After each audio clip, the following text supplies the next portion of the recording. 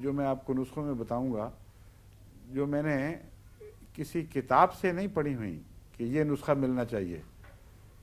بلکہ کتاب سے ان کا مزاج سمجھا ہے، اور جو ڈاکٹر تجویز کرتے ہیں وہ کام نہیں کرتی دوائیں،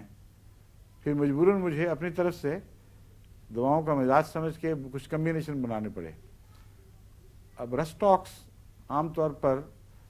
جلدی بیماریوں کی دوا ہے، لیکن میں نے دیکھا ہے کہ فالج کی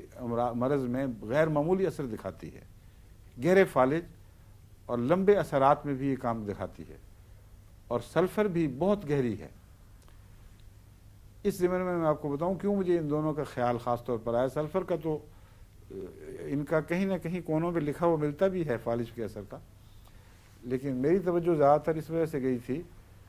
کہ حضرت مسیح موعود علیہ السلام نے لکھا ہے کہ جو مجھے روحانی ذریعے سے خدا نے بعض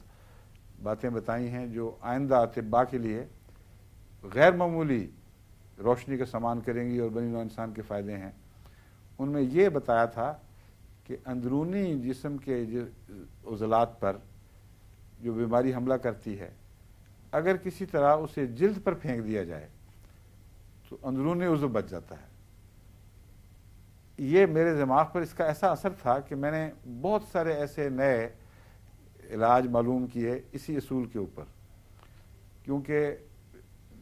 رسٹاکس جلد کی بیماری پیدا کرنے میں بہت نمایاں ہے اور